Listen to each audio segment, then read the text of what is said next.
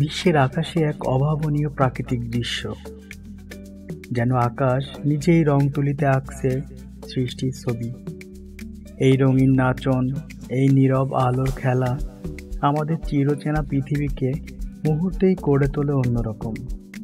আমরা বলছি অরোরা সম্পর্কে, যাকে আমরা নর্দার্ন লাইটস এবং সাউদার্ন লাইটস নামে চিনি।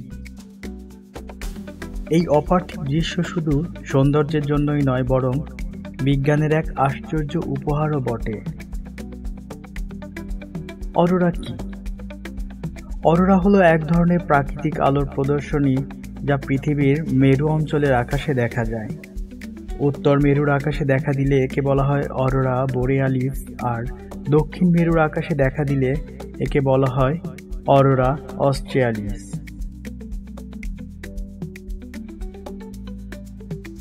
এই অরোরা দেখতে হয় রাতের আকাশে, সাধারণত মেরু অঞ্চলের কাছাকাছি জায়গাগুলিতে।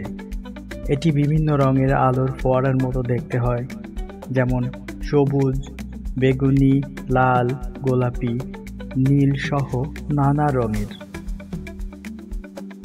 অরোরা নামটি এসেছে রোমান দেবী অরোরা এর নাম থেকে, যাকে ভোরের আলো বা প্রভাতের দেবী নামে ডাকা হতো। আর বোরিয়ালিস শব্দটি এসেছে গ্রিক শব্দ বোরিয়াস থেকে, যার অর্থ উত্তরের বাতাস। পৃথিবীর বায়ুমণ্ডলের উপরের দিকে যখন সূর্যের শক্তিশালী চার্জকৃত কণা বা সৌরঝড় এসে পড়ে, তখন তারা পৃথিবীর চৌম্বক ক্ষেত্রের সঙ্গে সংঘর্ষে লিপ্ত হয়। পৃথিবীর চৌম্বক ক্ষেত্র সূর্য থেকে আসা এই কণাগুলিকে মেরু অঞ্চলের দিকে আকর্ষণ করে। এই কণাগুলি যখন পৃথিবীর বায়ুমণ্ডলের গ্যাসের সাথে ধাক্কা খায়, তখন তারা শক্তি হারিয়ে আলো তৈরি করে। এই আলোই অরোরা। অক্সিজেন গ্যাস থেকে যে আলো আসে সেটা সবুজ বা লাল রঙের হয়। নাইট্রোজেন গ্যাস থেকে আসে নীল বা বেগুনি রঙের আলো। অরোরা কোথায় দেখা যায়? অরোরা বোরিয়ালিস দেখা যায় উত্তর গোলার্ধের বিভিন্ন দেশে, যেমন Norway, Sweden, Finland, Iceland, Canada, Alaska এবং রাশিয়ার কিছু অংশে। অরোরা অস্ট্রেলিস দেখা যায় দক্ষিণ গোলার্ধে, যেমন অ্যান্টার্কটিকা, অস্ট্রেলিয়ার তাসমানিয়া এবং নিউজিল্যান্ড। অরোরা কখন দেখা যায়?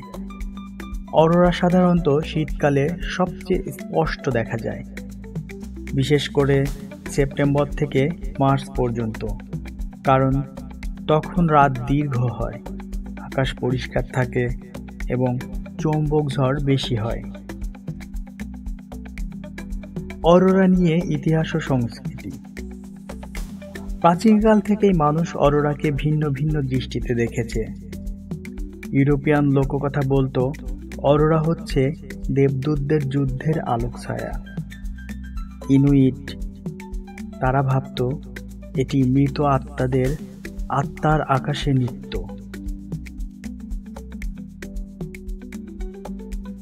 জাপানি সংস্কৃতিতে বিশ্বাস আছে অরোরার নিচে গর্ভধারণ করলে বাচ্চা হবে ভাগ্যবান। আধুনিক গবেষণা এবং মহাকাশ বিজ্ঞান কি বলে? নাসা সহ বিভিন্ন সংস্থা অরোরা নিয়ে গবেষণা চালিয়ে যাচ্ছে। বিজ্ঞানীরা এটি ব্যবহার করে সৌরঝড়ের তথ্য, পৃথিবীর চৌম্বক ক্ষেত্রের অবস্থা এবং মহাকাশ আবহাওয়ার ভবিষ্যৎবাণী করে থাকেন। সৌরঝড় যদি খুব তীব্র হয়, তাহলে জিপিএস, মোবাইল সিগন্যাল, উপগ্রহের কার্যক্ষমতা এবং বিদ্যুৎ লাইনে প্রভাব ফেলতে পারে। পর্যটন ও আর্থিক দিক। অরোরা দেখতে প্রতি বছর লাখো পর্যটক ভিড় করেন উত্তরের দেশগুলোতে। এটি শুধু বৈজ্ঞানিক নয়, বরং এখন অর্থনীতিরও একটা বড় দিক। অরোরা ট্যুরিজম এখন বড় একটি শিল্প। অরোরা ক্যামেরায় তোলা খুবই চ্যালেঞ্জিং। লং এক্সপোজার, ট্রিপড এবং উচ্চ আইএসও সেটিংস ব্যবহার করতে হয়। অনেক ফটোগ্রাফার অরোরার পেছনে ঘন্টার পর ঘন্টা অপেক্ষা করেন। অরোরা আমাদের শেখায় প্রকৃতি কতটা বিস্ময়কর। এটি কেবল একটি প্রাকৃতিক ঘটনা নয়, বরং আমাদের অস্তিত্বের সঙ্গে জড়িয়ে থাকা সৌন্দর্য, বিজ্ঞান আর আধ্যাত্মিকতার মিলনবিন্দু। পরিশেষে বলা যায়, অরোরা এক অবর্ণনীয় সৌন্দর্য যা শব্দ দিয়ে পুরোপুরি বোঝানো যায় না। এটি দেখতে হলে আপনাকে নিজের চোখে দেখতে হবে। একবার কেউ যদি জীবনে অরোরা দেখে, তার স্মৃতিতে সেই মুহূর্ত চিরস্থায়ী হয়ে থাকে। তাই বলা যায়, অরোরা শুধু একটি আলো নয়, এটি একটি অনুভূতি, একটি জাদুকরী অভিজ্ঞতা। আপনি কি কখনো অরোরা দেখেছেন? আপনার অনুভূতি কেমন ছিল নিচে জানাতে ভুলবেন না।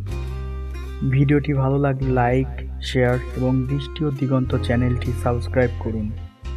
আরও এমন দারুণ ভ্রমণ ও প্রকৃতির ভিডিও পেতে সাথে থাকুন। সবাইকে অসংখ্য ধন্যবাদ।